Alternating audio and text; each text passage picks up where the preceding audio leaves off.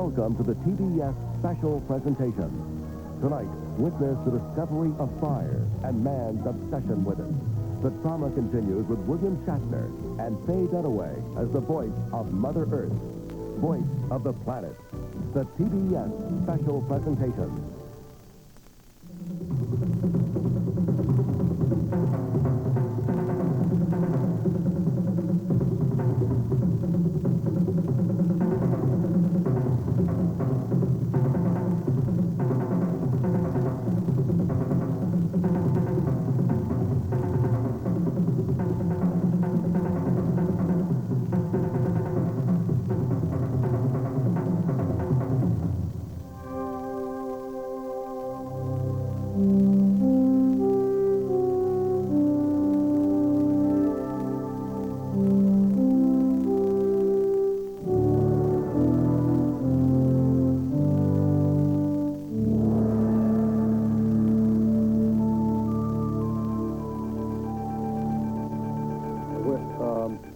Hit escape.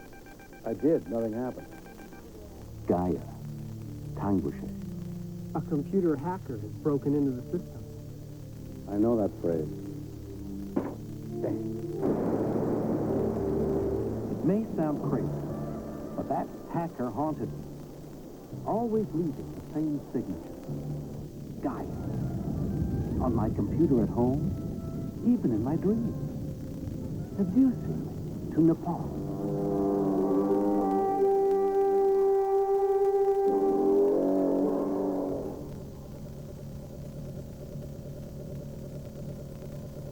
I left a cozy academic position at Caltech for what?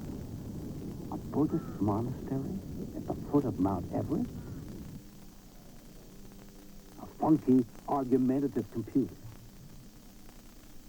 Look, I know about your book, your frustration. You'll need my help. Trust me. Come here.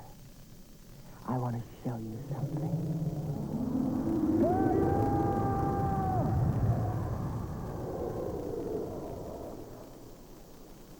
How did I get here? Who wrote your program?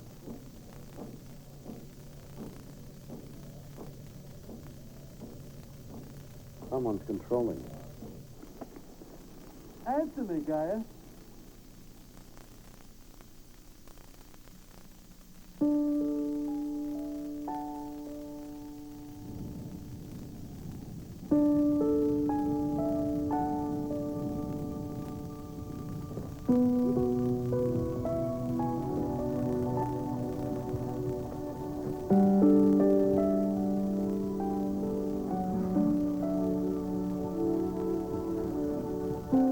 And the miraculous light hovered over the face of the earth.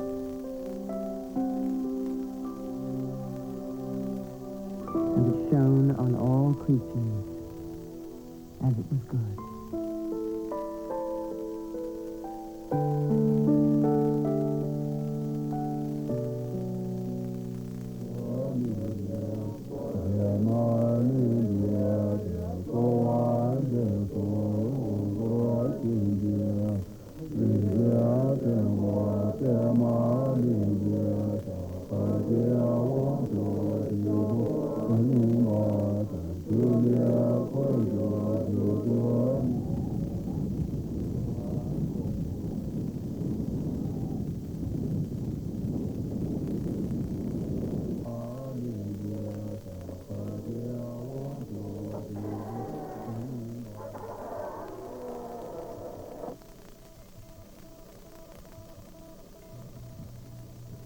Who put the tea on?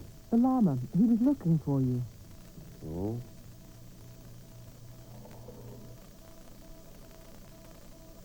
You're going to have to translate all those electron volts. That's not exactly my forte. The Lama didn't say as much, but I think he's worried about you. These Lamas know, William. They can speak with rocks, with plants, even with your internal organs. What? You haven't been eating enough. My diet is fine. There are granola bars in your backpack. You're beginning to sound like my mother. What's she like? My mother? Mom's great, beautiful, perfect. And your wife? Ooh, we're getting inquisitive this morning. It just seems strange that you and I have been together for several months now, and you've never once discussed your love life with me. Mutual, isn't it? Children? Well, I've got a boy. He's pretty much grown now, married, lives in Paris. He's a writer. Fiction. Good stuff. Less ponderous than his old man. No daughter? I've always wanted one. What about your wife? We are amicably divorced. I see her from time to time. She teaches clinical psychology at UCLA in Los Angeles. West Los Angeles. Do you still love her? I did love her. Devotedly for 20-odd years. But now, I wouldn't call it love. What happened? I'm not sure. I woke up one day, turned over in bed, and I looked at her. And I realized it was not to be. How is that possible? You're asking me? The flame has died out. I suppose it was a long time in coming. You know, some flames never die.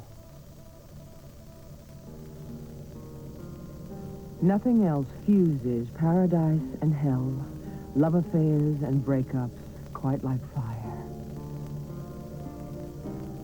The fire of lust that goads the loins of every living being.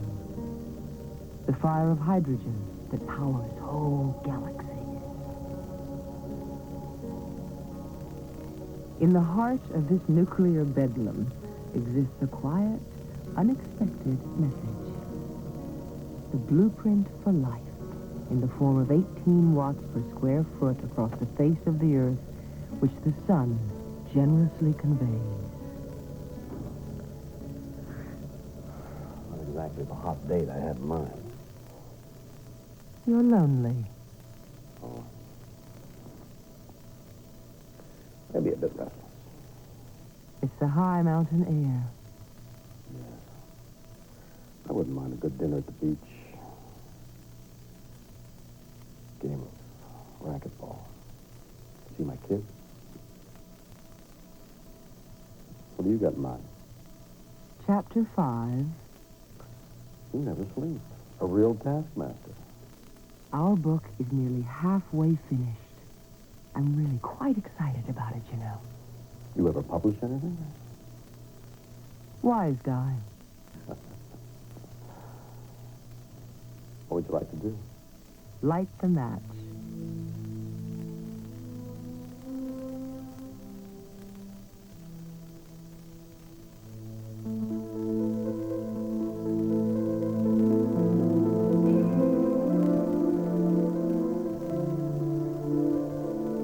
You're fascinated by the flame. I see that in your eyes.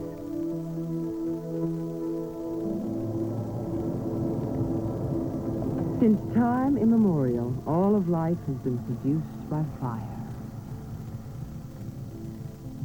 For you Homo sapiens, the very neurology of your brain has been steadily altered as a result of those flames.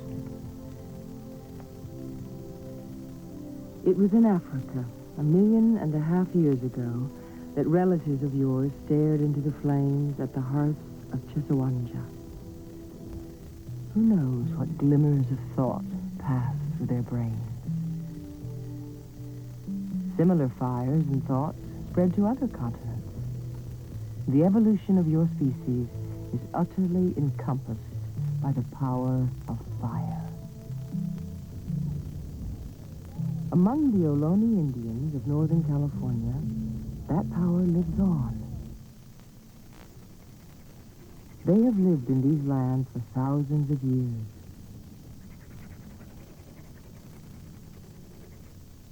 When their ancestors traveled from village to village, they carried their fire with them, wrapped in a small bundle.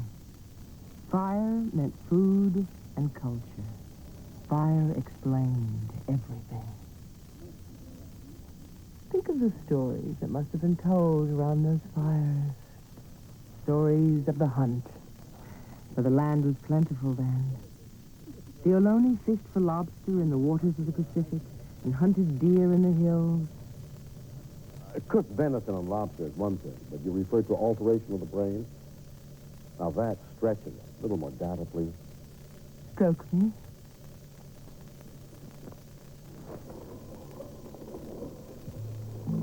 For 3 million years, your brain had grown slowly, ploddingly.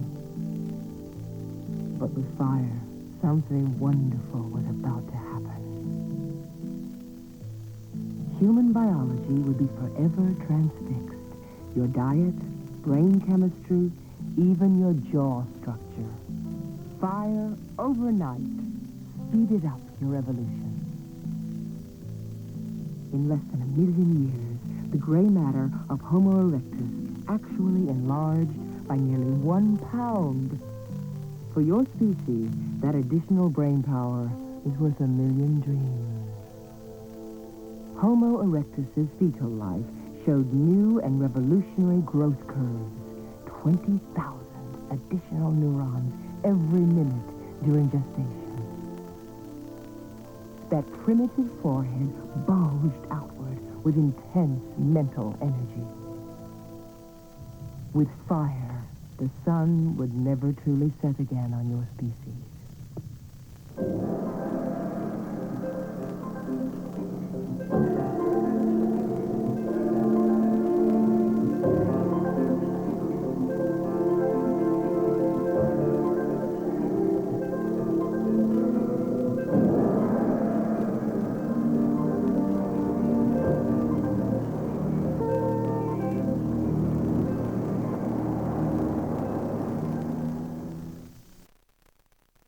$17,000 years ago, Europe was in the grip of the last of 3 great ice ages. The descendants of Homo erectus huddled in darkened caves for shelter. Fire gave them warmth, and by its flickering light, they drew upon these walls the animals that gave them food and life. Fire has burnt its way into your psyche. In some places, it gave birth to spirit. There are many tribes that inhabit this land. It gives them their strength, their vigor. They, in turn, have sustained the land's fertility with fire. As they wander through the country, they set fire to it. Once the dense spinifex has been burned out, it will always grow back renewed, fresh, and green. The plants most able to survive the brush fires become the dominant species.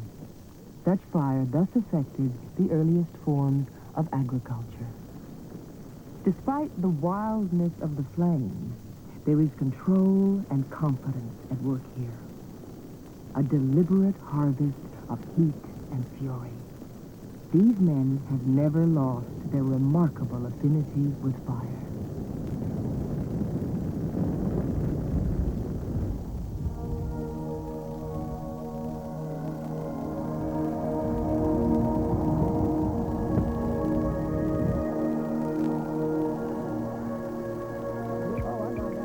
A split piece of acacia, some dried kangaroo dung, a little sand for friction, and a boomerang. It's not as easy as it looks.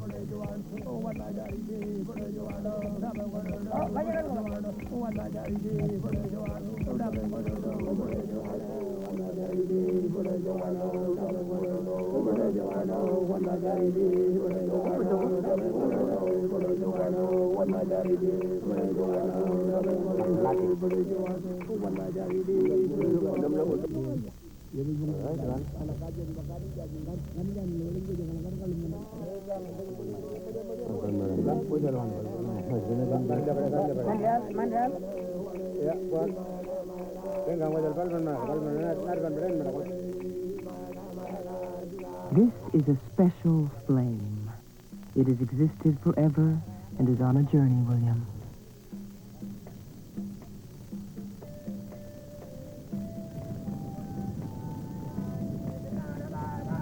fire must be set so as to head west. This fire has been traveling in that direction since the creation.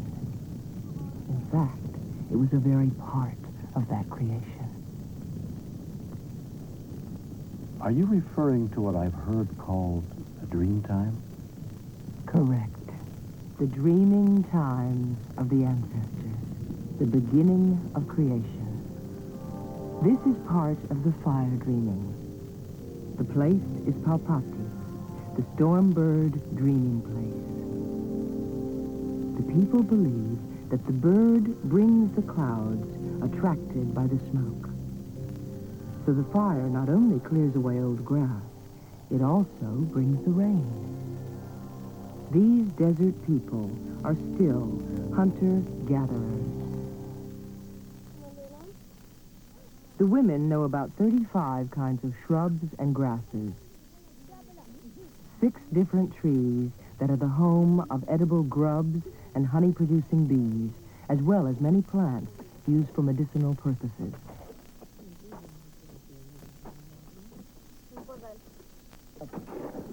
What are they digging for? Honey ants. I could never handle that. They taste great if you have a sweet tooth. The worker ants bring back minute drops of honey to their nest, where it is stored in the bodies of others as a food supply for the colony. The women always leave some behind to maintain a constant food source. The men still know over 100 edible species of mammal, bird, reptile, and insect. Fire and the rituals surrounding it ensure that the country is kept alive and that the animals the men hunt will return. Slowly, the men prepare. First, the dance ground is cleared. Headdresses are prepared, made from the paper bark tree. Red ochre, symbolizing the earth's blood, is painted onto the bodies of the men. Everything has been done this way for thousands of years.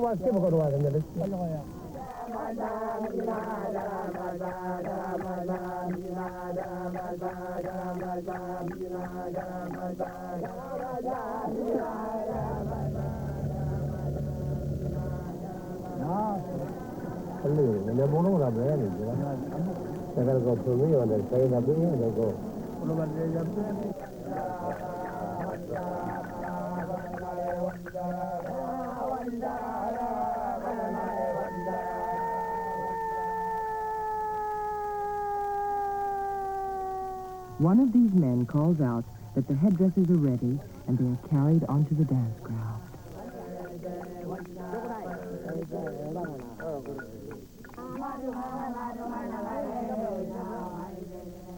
The 2 men who will dance have white ochre and grass seed put on their bodies. They want to resemble fire. In the ceremony, which lasts for hours, the physical fire will merge with the spiritual. The preparations are finally complete.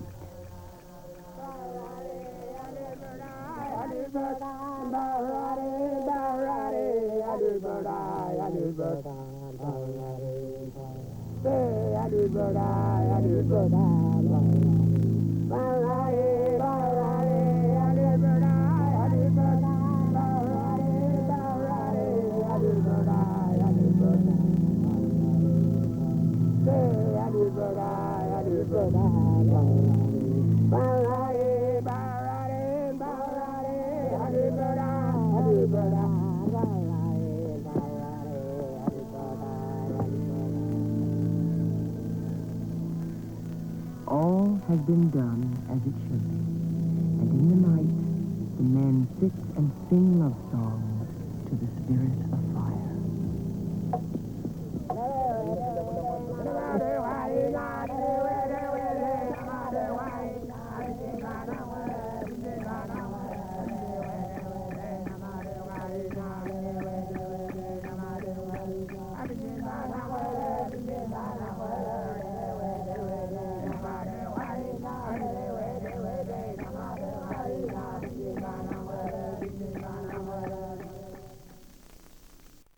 Planet continues with Faye Dunaway as the voice of Mother Earth.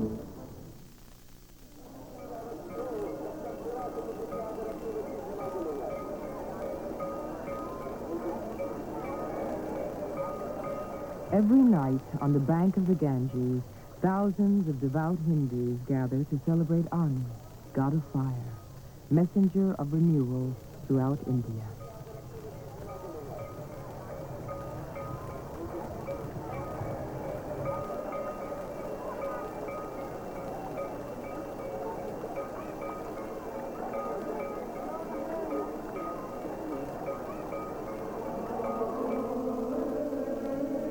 Candles are still lit in churches throughout the world.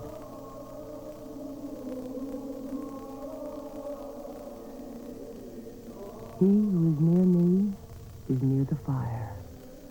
What? Jesus said it.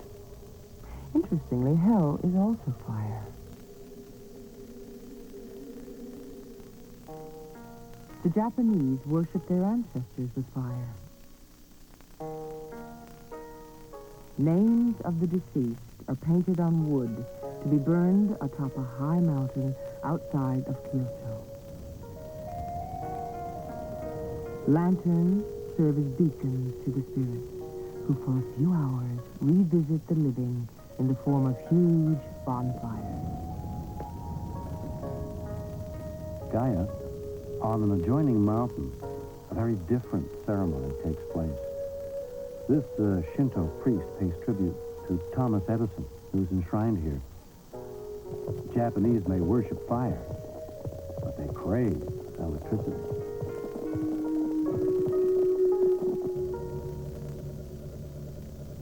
Human evolution has always combined the obsession with spirituality and a quest for power. Ritual and art, culture, in other words, have continually sought techniques for achieving great dreams, for reaching toward ultimate comfort, security. For you and your kind, William, fire means technology. Fire means energy. You have characterized the progressive ages of mankind from copper to bronze, iron, and nuclear, all according to the heat of their respective fires. All over the planet, those fires still burn. Hundreds of miles above the surface of the Earth, the light from those fires is visible at night. The east coast of the United States, like a beacon, sending its message way beyond the dark recesses of the solar system. Africa, illuminated by the gas flares of modern technology. Farther to the north, the electrified mass of European metropoli, ignited by the controlled rush of electrons. Look at the light, your very genes illuminated. In that far-reaching allure, the attraction of light, your shadow hosts a contradictory form, William.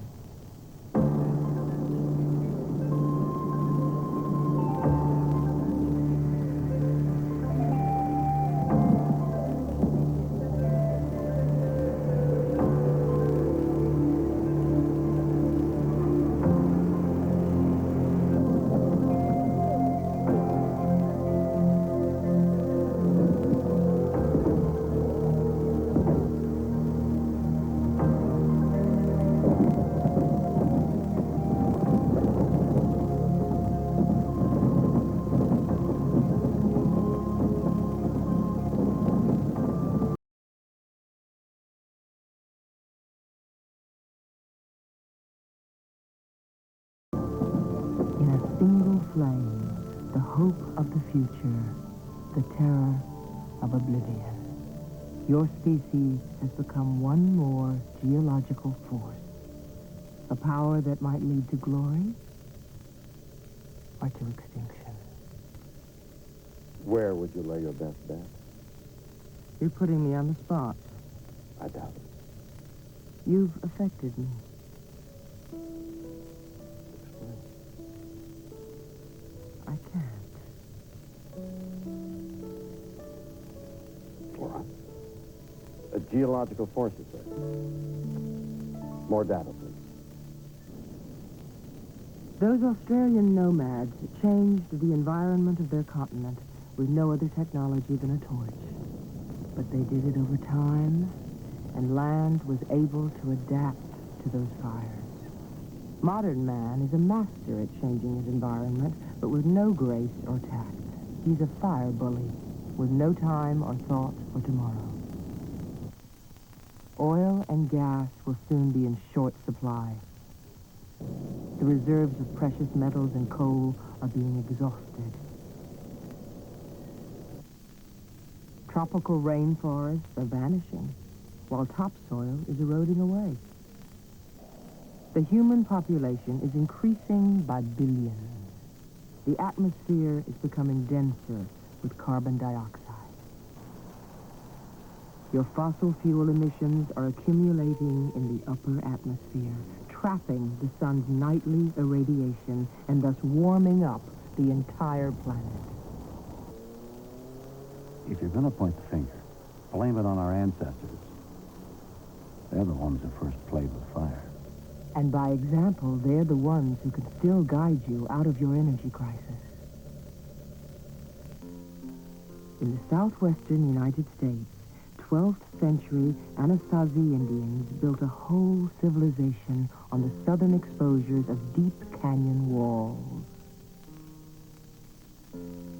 These people wisely adopted what you call passive solar heating. They constructed their homes so as to be sheltered from the searing heat of summer when the sun is at a high angle. These cliff dwellings were then warmed by the low angle of the sun in winter. These ancient shards of pottery and fire-blackened walls intimated the coming civilization of Americans who would manipulate heat and fire very differently than the Indians.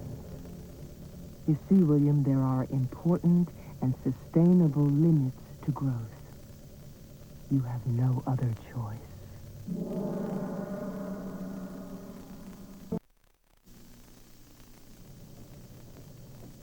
Bronze, iron, coal, internal combustion engines, all of these adolescent obsessions seem fine in their day. They helped you along for a few hundred years, but no more. Your current use of fossil fuels is short-sighted, pernicious, irrelevant. What's relevant? The sun. So what else is it? Enlightenment. Rubbish. Perfecting a dream. What about cleaning up the environment first? Pyramid. You are in a perverse mood. What's the matter?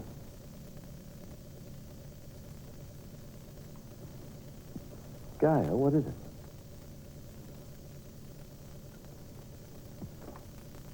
Tell me what's troubling you. I look out on a universe that is dark and mute, but loaded with possibilities. Possibilities that are in the process of being realized here on Earth. Everything can happen here. Miracle upon miracle. I want to share it. Through the inspired use of energy, you should be able to transcend all of your limitations and woes. When you talk about transcendence, I get nervous. You've been living at a Buddhist cliff monastery 13,000 feet up in the mountains for 5 months, and you're telling me that the word transcendence suddenly makes you nervous. I would like clarity. You've reached a point in your evolution where survival should be easy for you. You can create abundance without such polluting technologies. Before the advent of high-tech fire, your ancestors were limited to the energy equivalent of 1,800 calories a day. Now you have at your disposal at least 250,000 calories per person per day. That's all fine, Gaia. But your analysis ignores most of the third world, which has no access to your world of transcendent energy abundance. Right here in your beloved Himalayas, there's a severe energy crunch. To cook a simple meal of yak stew with braised greens, rice, and tea exacts a terrible toll on the land.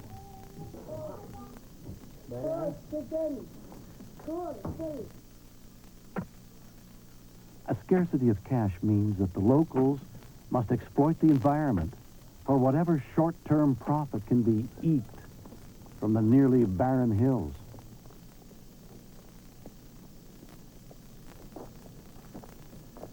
Despite the fact it's now illegal in most parts of Nepal to cut down healthy trees, the forests have been overly consumed. They're in danger of being totally exhausted. 500 years ago, this was a high forest, lush with juniper and fir and birch. Now it's denuded. The Sherpas have cut it down because they need fuel. There are 4 trees on this hillside, 3 behind me, and this one, which isn't even a real tree. It's planted symbolically here with these prayer flags. Ironic, isn't it? Perhaps, from the human perspective. The average Nepalese income every year is less than $60. Most families have no alternative to firewood for cooking and for warmth. What are they expected to do? Starve to death? Freeze to death?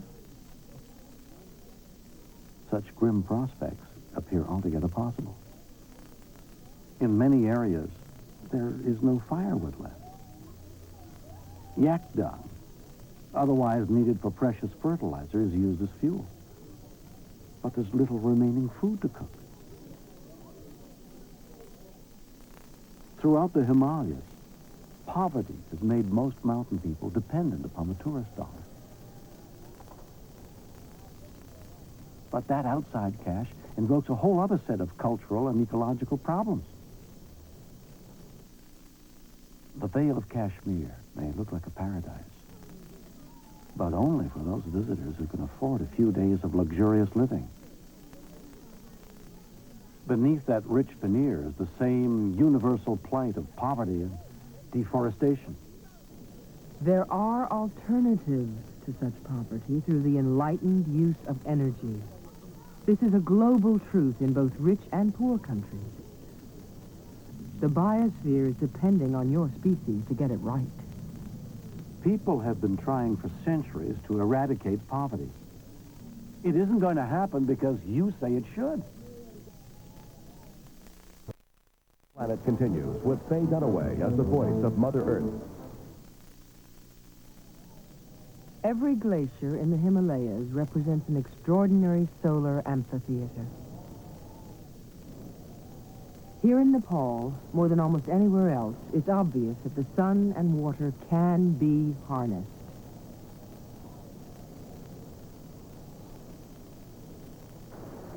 Here in the monastery, the 60 resident monks and I get 22 kilowatts of water power. Such hydropower was long ago envisioned in the form of prayer wheels. Poetry powered by water.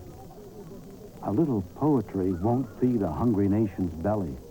The third world is not going to fuel its future with prayer.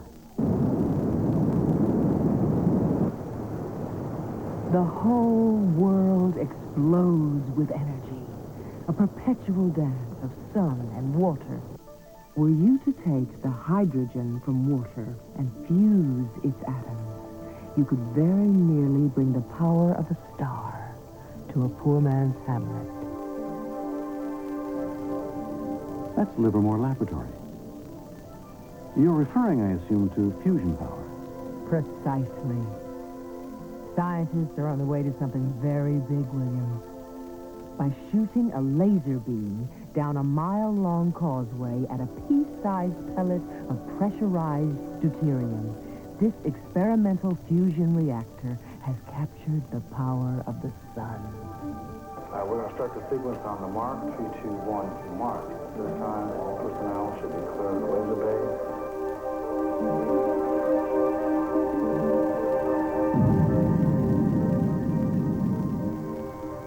A few more years of practice should get the dicey particulars right, and then, think of it.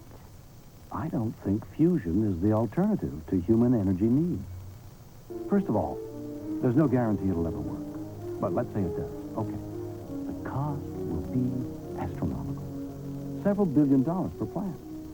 There are very few developing countries that will be able to afford such luxurious energy solutions. As far as the so-called test tube or cold fusion alternative, that appears to be a chimera. Scientists don't buy it. So tell me, what's the answer, Gaia? Not 10 miles away from the fusion reactor exists a vast array of clean, inexpensive, alternative energy. I so admired the passion of Don Quixote tilting at windmills. It's what I like about your species. Water and wind both can generate power. Windmills are a good beginning. Everything helps. But regions where wind blows in sufficient supply are surprisingly few. And most of these energy-intensive structures are not cost-effective.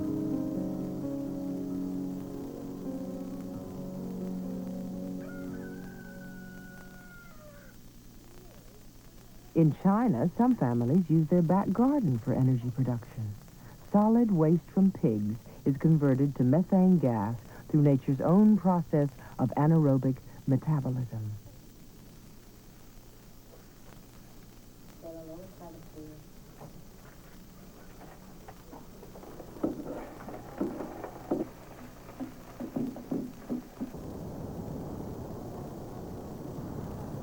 Every day, tons of potential energy is deposited on the sidewalks of American cities. This dung, used for methane conversion, could supply nearly 12% of your nation's energy needs. Think about it. You honestly think that America will start to cook the family dinner on dung? I don't see it. In Brazil, they have utilized agricultural residues and turned them into high-quality fuels that burn with greater heat and cleanliness than fossil fuels. Brazil produces over 1 billion liters of ethanol every year. Now, that's the first persuasive alternative you've come up with. You know, the Model T was originally designed to run on corn-derived alcohol fuels.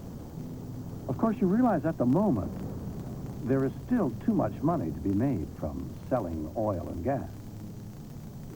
Money shouldn't have anything to do with energy.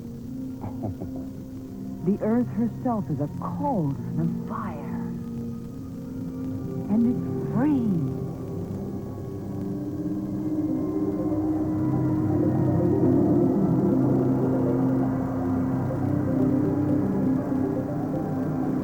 The planet engenders much natural power, both gas and steam. In Iceland, large numbers of the population already have the cleanest power supply available. Geothermal. You tap into the Earth's own heat. This power plant uses natural steam generated 1,000 meters under the surface of the Earth. Water hits the magma and is instantly turned into steam. That steam drives turbines which convert the raw power to electricity. In the winter months, some of the steam is diverted from the generation of electricity and is fed into the homes as hot water for heating. The excess is run through pipes, soon to be installed under the street, where the heat will melt the snow. The unpolluted water that's left is pumped out of the plant into this lagoon, which is known for its healing properties. What is left over is vented into the atmosphere to fall back eventually as rain or snow. The energy produced is remarkably clean. There's no waste, no pollution. It's inexpensive and renewable. That's all very well if you live in Iceland or on the edge of a volcano. But volcanoes can be risky business. Ultimately, William, it's the sun that will save you. Photons offer your species the best hope of a never-ending source of energy. The Earth's share of the sun amounts to 180 trillion kilowatts every day. More than enough for everybody and for any purpose that you can think of. The first silicon cells were produced in 1954. They went into space in 1958, and almost every spacecraft since then has been powered by the sun. Production of the cells is getting cheaper every year. This clean and simple technique promises to revolutionize energy consumption for your species.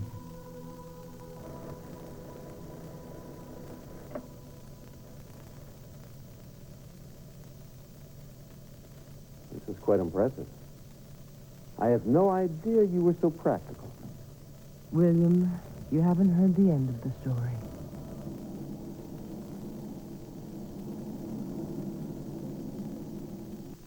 The fires that gave you life will also give you death.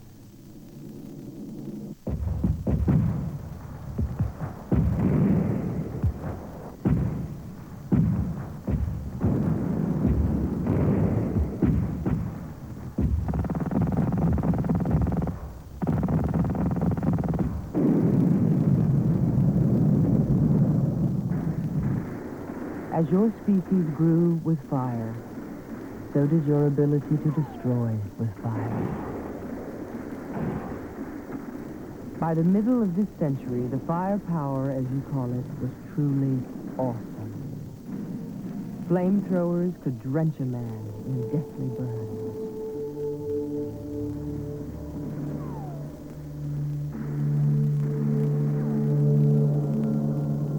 Whole cities, like Tokyo and Dresden, were ignited by incendiary bombs. The resulting firestorms were deliberately engineered, you realize. Those fires grew upon themselves as the heat sucked in oxygen like a blast furnace. Survivors talk of seeing victims pulled into the flames by winds of over 100 miles per hour.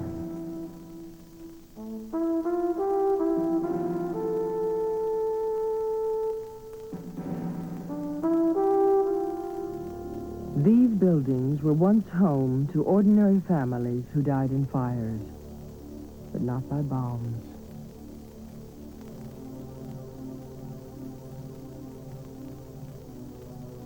Who knows what flames were in those mines? Where are we? France, and the town is called Oradour-sur-Glane, an unremarkable little town that was burnt into history at 4 in the afternoon of June 10th, 1944, the day the Nazis came. They were young, their average age was only 20, and they killed 635 people, mostly women and children. This was a deliberate, brutal act. The men were taken in small groups to several houses and locked inside. They died first. They were shot in the legs so they couldn't run, then covered with wood and straw and set on fire with flamethrowers. Only the baker was spared such a death.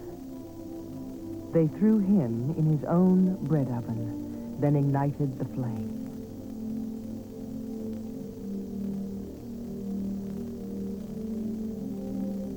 The women with all the children were taken into the church and locked in. They heard the men die. Then 2 soldiers entered the church and began to shoot the people inside.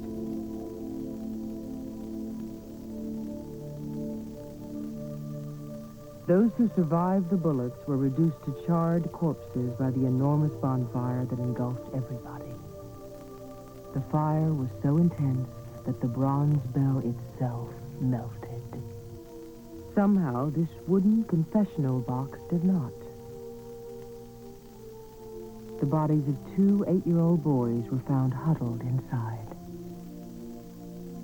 Imagine what fires burnt in their little hearts, William.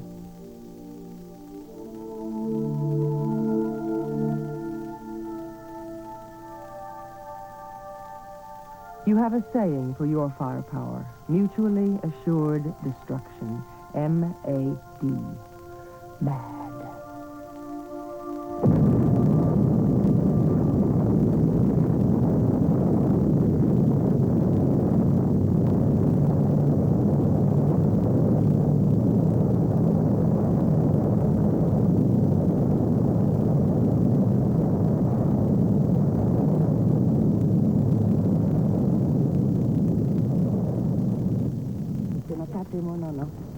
This woman survived the blast at Hiroshima. Rather remarkable, considering that it exploded over her home.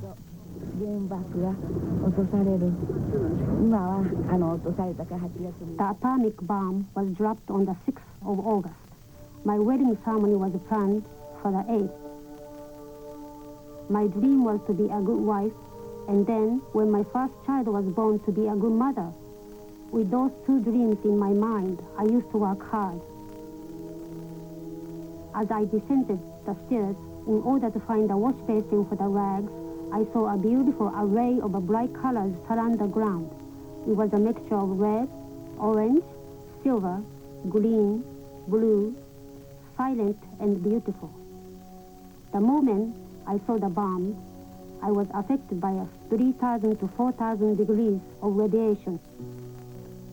And the force of the bomb threw me from the stairs into the corridor of the building. The next moment I realized I was in complete darkness and could not move my body, even if I wanted to, as several objects had fallen on top of me. Somebody rescued me out of the fire.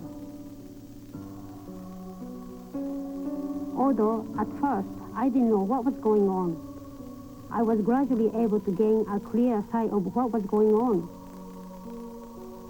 I saw so many people running back and forth. I heard cries like, "I need water." "Oh, it's painful." "Mother." When I happened to look at my feet, there was somebody there bathed in blood. This person's hair was flying out, and I couldn't recognize whether it was man or woman. As he cried, "Sister," to me, I realized it was my younger sister. Crushed pieces of glass were embedded into the upper half of her body. My feet was numb. I felt nothing. I stayed where I was until it was evening. The night, by a candle, I found out for the first time that my foot was missing.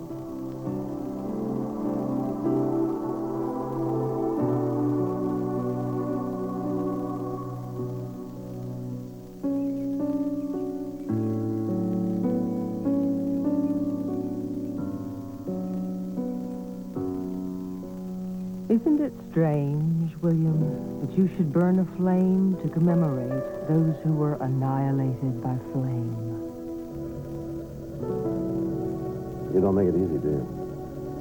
You'd be lost without fire, and you may be lost with it. You said earlier that our human ancestors had the solution. What did you mean? When a child plays with fire, evolution is watching. Your ancestors were adaptable. That's how they evolved. That's why you exist, William.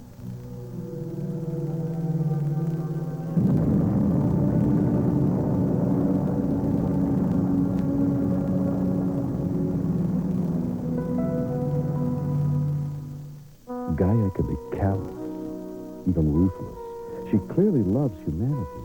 Why then is there hunger, famine, suffering? And to Voice of the Planet, starring William Shatner.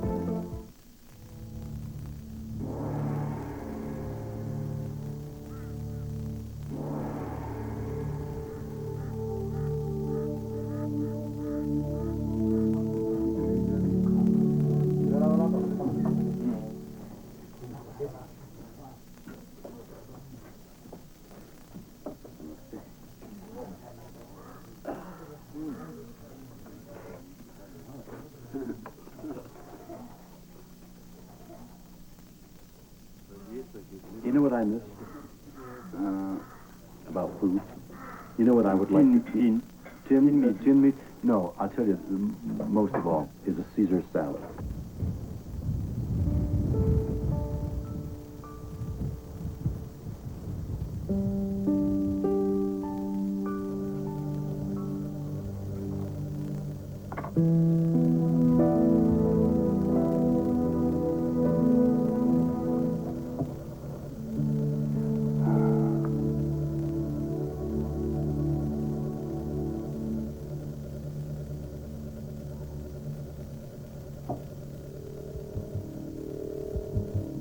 William? William? Yeah? What's it like to eat? To eat? Well, it's intimate, and it tastes and feels right, and it's necessary, as you well know. Is it like love? Oh, no. Love is a long-term urging to consume or be consumed by, in a poetic sense, of course, by another person. I see no difference between the act of love and the act of agriculture. That's a curious connection. It seems basic.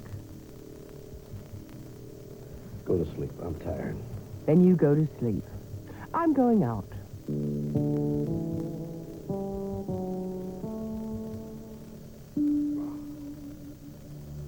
2 days ago, I suggested to Gaia that we analyze the state of world agriculture.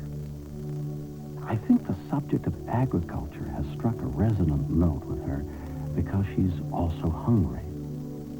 Hungry for experience. Hungry for life.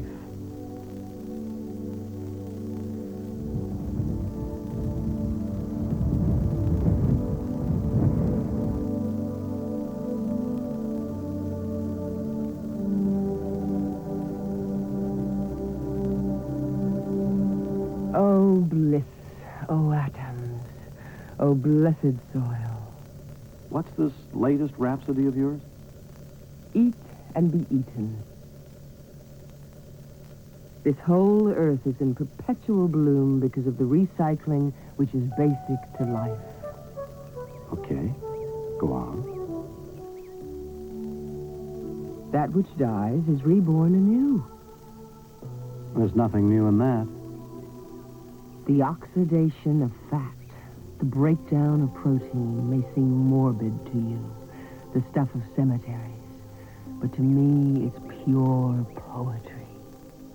Cemeteries aren't exactly my idea of poetry. In the brief period after death, certain tissue cells remain alive. And what a sweet fragrancy they emit. I wouldn't call the stench of death a sweet fragrancy. Oh, but it is, William. It's the aroma of eternal life. That's very poetic, but I think you're reaching. Consider the trees. What about them? Her name was Sarah. What are you talking about? Sarah was an exquisite child who succumbed to whooping cough in the winter of 1711. Where she was laid to rest, a tree now flourishes, because the worm is ever with us, transforming and maintaining this planet. That's a robust philosophy. But where is it leading? From dust unto dust. Oh, God. Each time you dissect the corpse, you are in the presence of these same forces. Gentle pieces of an age-old puzzle. And every pathologist has his hands in the thick of that puzzle.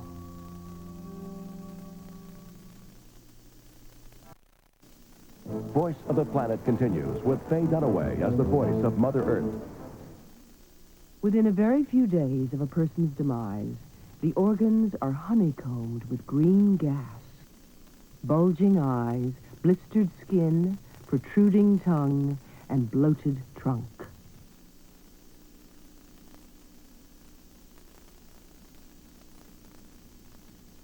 This body is a gift to life. Hundreds of millions of Sarahs have died on this earth. Their myriad corpses have augmented the fertility of the soil and are inherent to human agriculture.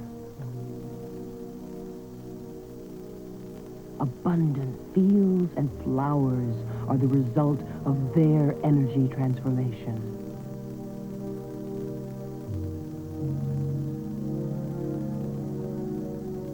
The breakdown of carbon bonds in Sarah, as in any corpse, yields a delicate wisp of heat into the soil and atmosphere. Much of that thermal vitality resulting from death is recycled in the form of chemicals and nutrients.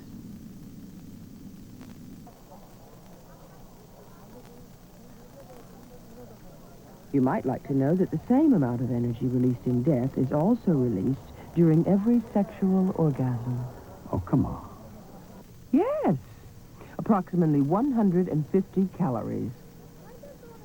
Death and fertility share the same energy fervor. What the worm is to Sarah, Sarah is to the entire planet. Biological reincarnation. Analyze reincarnation for me. With pleasure. The Earth produces 160 billion metric tons of orgasmic energy every year. Wait a minute. What's orgasmic energy? The enormous bulk of recycled foodstuffs on Earth.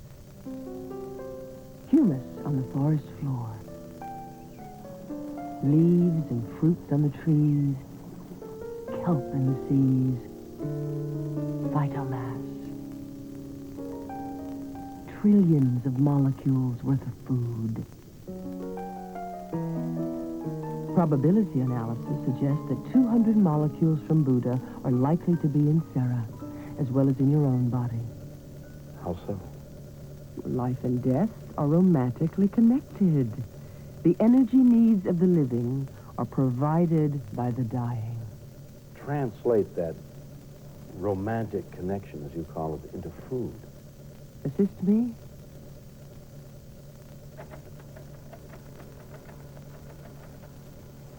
There are innumerable ways in which to add up the total weight of food produced on Earth. Drops, pennyweights, drams, teaspoons, tablespoons. That means very little to me. What about pounds? The Earth gives nearly 145 pounds of food per person per day. Through agriculture, humans produce an additional 5 pounds each day, which is considerably more than you all require. Wait a minute. Are you saying that we produce more food than we need? Definitely. Then why are there 150 million human beings starving to death at this moment? And why are there 2 billion people malnourished? And what about nightmarish famines? And what about the grim food future that has been predicted by our scientists? What about it? No, I laid the contradiction in your lap. Help me out. It was always said that Bangladesh symbolized the hunger crisis. But Bangladesh, in fact, offers the prospect of agricultural self-sufficiency. Oh, I can hardly believe that. With its more than 100 million inhabitants squeezed into an area the size of Illinois, Bangladesh doesn't have a prayer of ever feeding itself. Her fields are abundant. Mustard plants, cane bush, mango, banyan, bamboo, and jack trees. Ginger, tastier than anywhere else in Asia.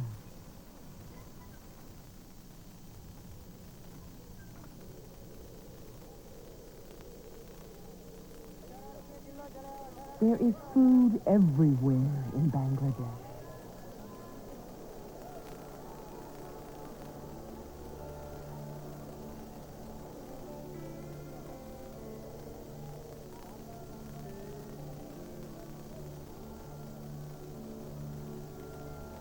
Little of that food reaches those who are hungry, like the people on the Central River through Dhaka.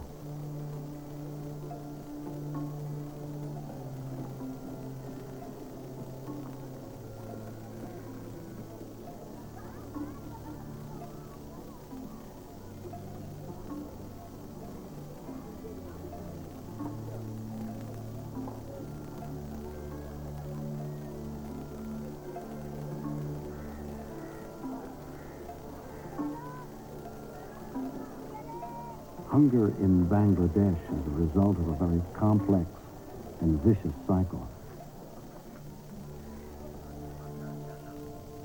Politics, overpopulation, cultural mores. You have such an academic perspective. Oh, really? 10,000 babies are born every day in Bangladesh. In 15 years, those figures will double.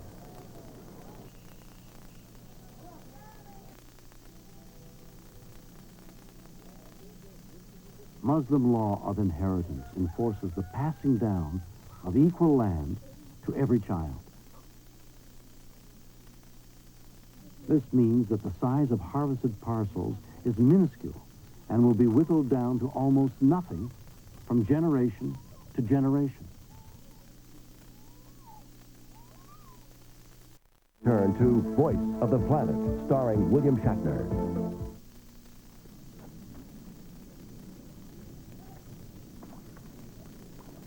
Eighty 80% of all Bengalis work the land, but they don't own it. A rich minority owns it. No one really owns the land, William. Well, you are splitting fine hair. The fact is, mortality rates among the landless poor are more than twice that of families with even an acre or two of farmland.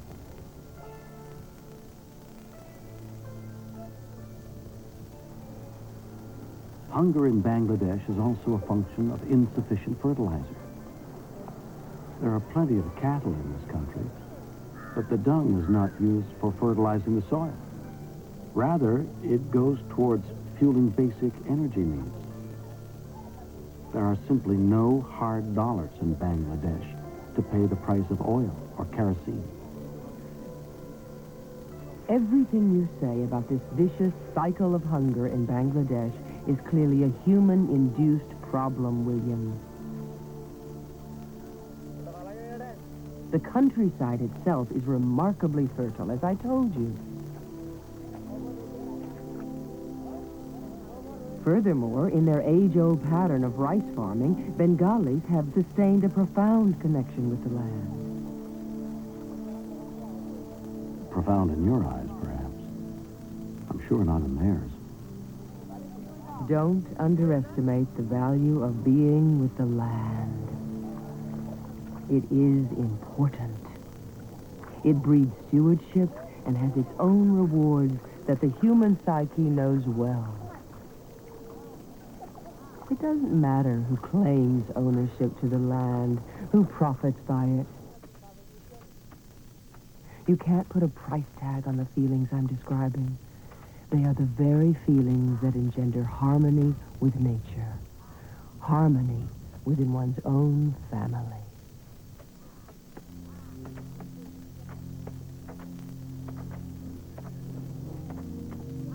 More of your hopelessly romantic hogwash. These farmers have no hope for a better life. Sooner or later, they're going to give up or die.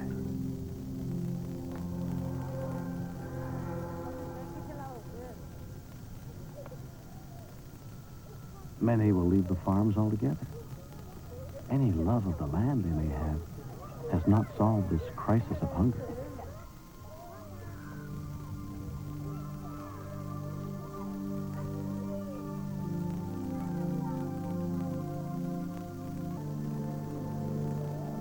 They may end up taking jobs with a road gang, pounding out scorched tarmac all day long. The work will pay these men and women as much as 2 rupees a day, $50 a year. More than they got for sharecropping. With that, they can afford a few pounds of low-grade rice a day for their family of 7. But it's still not enough to cover the bare nutritional requirements. These families are doomed. So you see, Gaia, Bangladesh is anything but self-sufficient. America is self-sufficient. That self-sufficiency has nothing to do with poetry or reincarnation. Our efficiency has made us the world's breadbasket.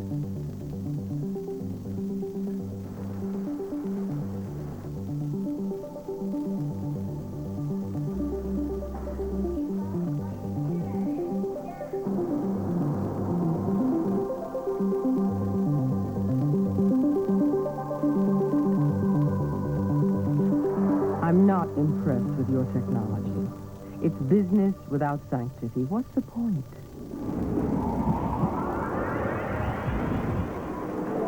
Well, you see, the food business is the point. I mean, it's America's largest industry. $500 billion in assets, $120 billion in annual sales, and 10% of the GNP. But all of that profit has exacted a dangerous price. Little of the land is being idled, that is to say, left fallow, so that it can regenerate. Instead, there is a policy of maximum extraction.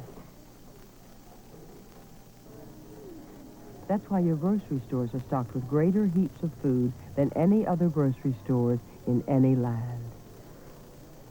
But this is a costly illusion. When you add up all of the energy that goes into high-tech farming, the gas, oil, and all those chemicals, each American is seen to consume about 250,000 calories per day.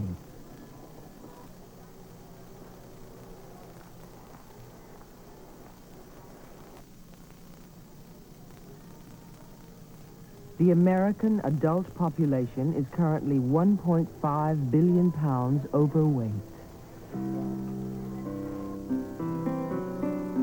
Ironically, your family farmers are in debt to cover the escalating cost of that overweight.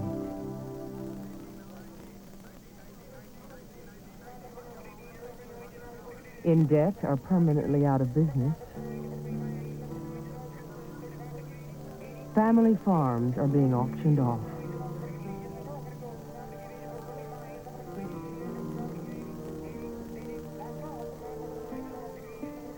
The result is that in another decade, the world's food sources will be owned and operated by a dozen corporations.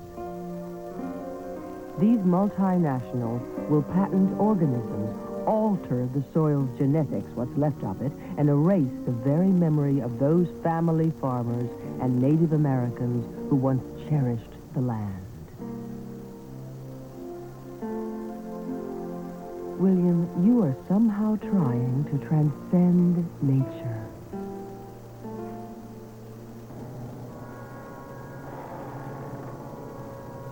Go inside. There's a Native American I want you to meet.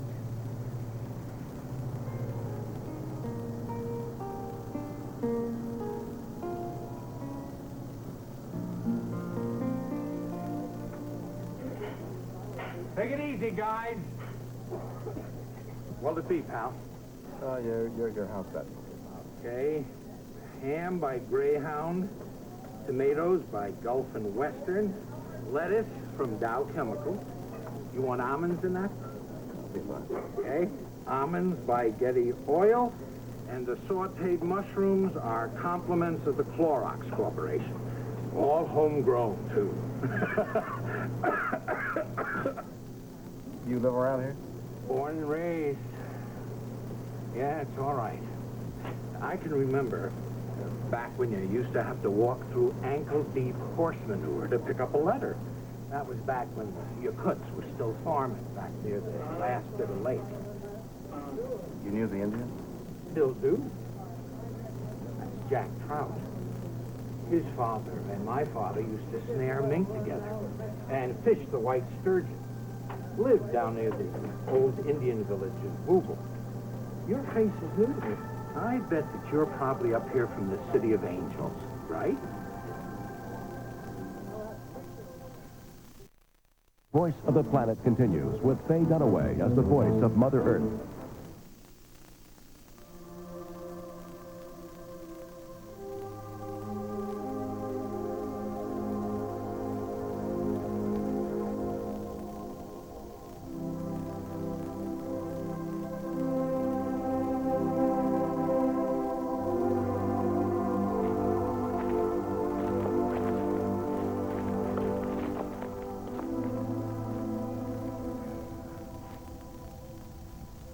The eagle and the coyote made this world. That's what my grandfather told me. That's what his grandfather told him. They made the world in 6 men and 6 women. After a time, the coyote went out to see how the people were doing. He saw that they were doing something bad. They were eating the earth. One side was already gone. Let's make something for him to eat other than the earth, said he. He planted a grain of meal in the ground. The earth became covered with seeds and fruit. Oh. When the seeds were ripe and the fruit was dry and ripe, the Yakut gathered them up. Always good. Archaeologists told me my people have been here for 11,000 years. We call it Sukwutno. They painted their spirit in rock carvings all over the West, using vegetal dyes obtained from the soil. Those paintings have largely vanished. The people who painted them have vanished. What'd they eat? What didn't they eat? This land had everything. There was even a lake bigger than Lake Tahoe.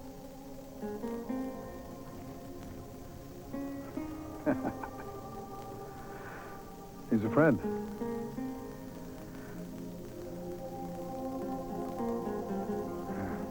Yeah, there were 300 pounds of black oak acorns on every tree. Acorns my people use for fuel, dyes, medicine, food. And the sweetest blackberries in America. They love to eat wasp and skunk, and bird's eggs, mussels and clams.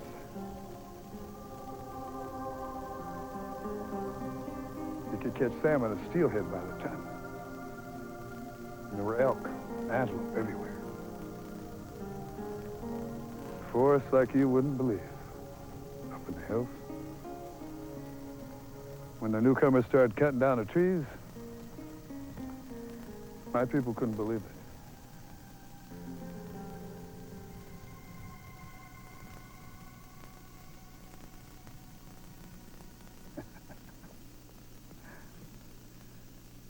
This is Mother Nature's family. There's 500 different species of plants and animals that live right here. Across the road, one species and one plant. It's a waste. How many Yakut were there? I don't know. Archaeologists told me there were maybe 20,000 of them living right here on these very mountains. My people traded over the mountain passes. Fish, salt grass, herbs, beads, vegetables, and deer meat and elk skins were traded for dried abalone, obsidian, moccasins, and clay. Fire drills. They used to burn off large areas of the land. It's good for the soil, you know. That archaeologist told me this was the most lived-in place in America a couple hundred years back. He said that was important because the Yakut were hunters and gatherers. That proves that you can feed a lot of mouths that way, hunting and gathering, without hurting the land. Indians always did things that way.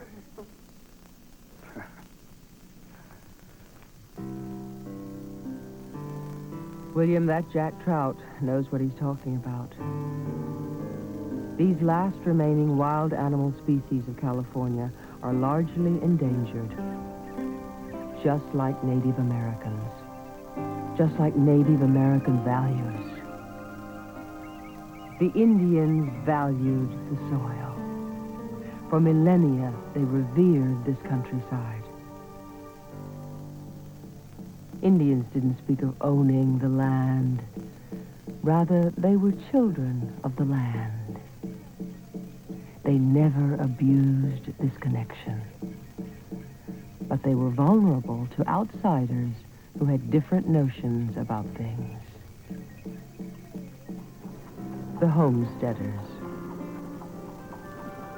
Homesteading brought with it great disruption.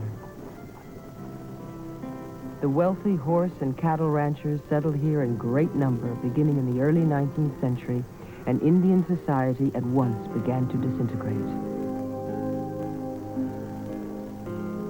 The white man had a wholly different attitude toward the land. For him, it was something given away, cheaply obtained.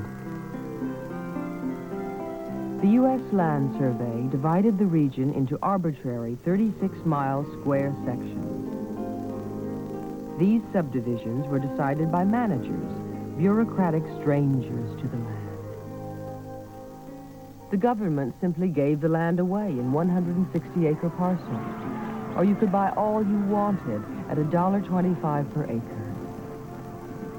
Indians could buy nothing, however. They had no say in the matter. No rights whatsoever. In 1876, the last remaining Yakut Indians were placed in the Tule River Reservation. By 1905, there were only 154 Indians left. Today, a few hundred. They still see and feel the spirit of the Earth Mother. Throughout America, they cluster together on their weathered reservations, invoking the spirit of nature, the spirit of Sarah.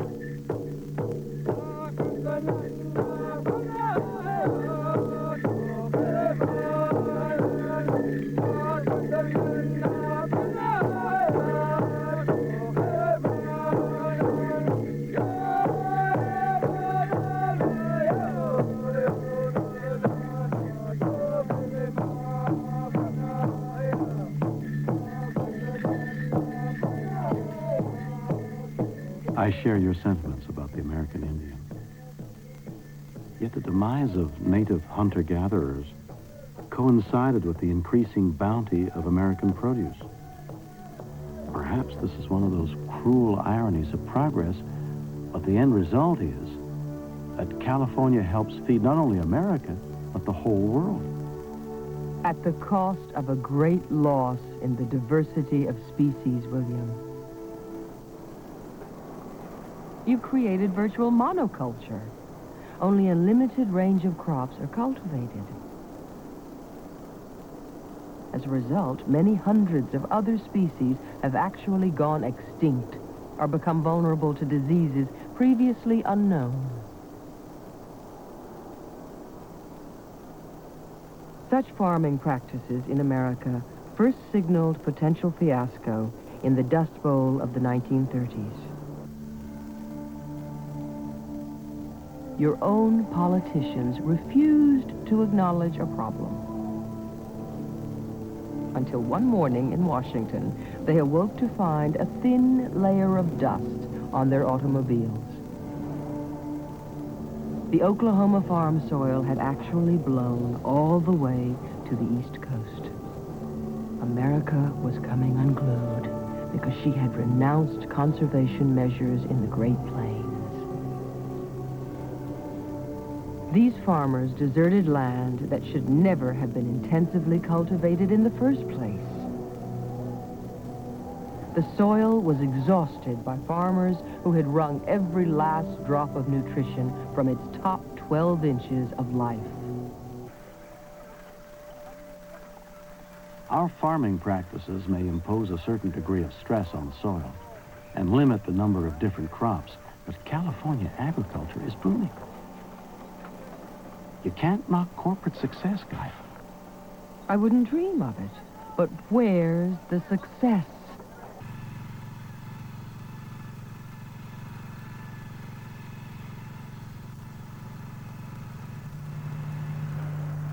The appearance of healthy crops is a mere illusion.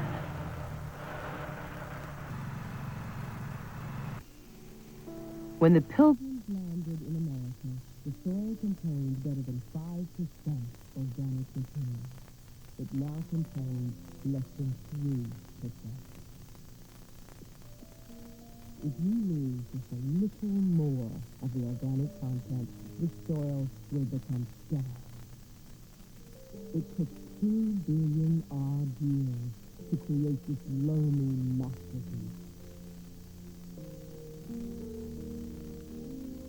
Yet it has taken your species less than a few decades to render it nearly bad.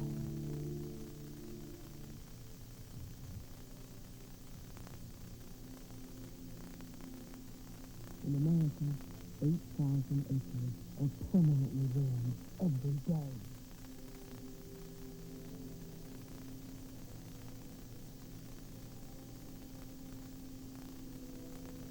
This is Uncle Thomas's place. As was the existing. Used to be just down the road a piece. Big comfort farmer now. That big lake was took right up from under. Went to irrigate the white man's field. What little there is of it. What do you mean? This is the southern Joaquin, the richest agricultural valley in the world. Well, the way I see it, this land is impoverished. The animals are gone. The earliest native plants are gone. It's a taxi around here now.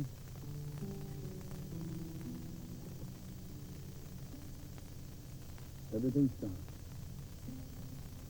Same thing happened to the Indians. Same thing will happen to the white man. He asked me how to... Well, it was fine. Real fine. Turn to Voice of the Planet, starring William Shatner. Hey, Bud. Jack's not here. It's his day off. I understand that you and my dishwasher have been out walking through our farm country. Impressive, ain't it? Kinda. Hey, you city fellers can't understand the values of us farmers. You a farmer? Ham and cheese is up. Just a few hours a week. Small plot, few acres, fully automated, real dream garden. You use fertilizer? I used to use rabbit and chicken turd. Great stuff, especially with a little oyster shell mixed in. That was fine for a radish patch. But now it's big time. Nitrogen, potassium, science. The promise of America, the great American dream. Produce, produce, produce. God said it first. The book of Genesis, chapter 1, verse 28. Hey, what are you gonna have to eat? I got a great Mexican pepper steak right here.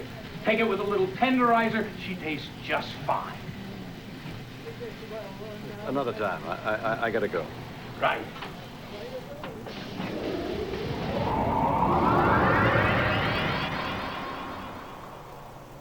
This breadbasket of yours, American-style intensive agriculture, has become an hourglass. You're running out of time.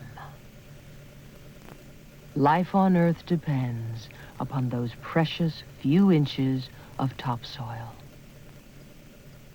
You need to get it right. You need to focus on alternative forms of behavior. All right, suggest another model. A little village, I know. Phenomenal grapes, Chateau Mouton Rothschild 45, a great year. Roquefort cheese and fresh bread. Mon Dieu. France, you mean? But of course,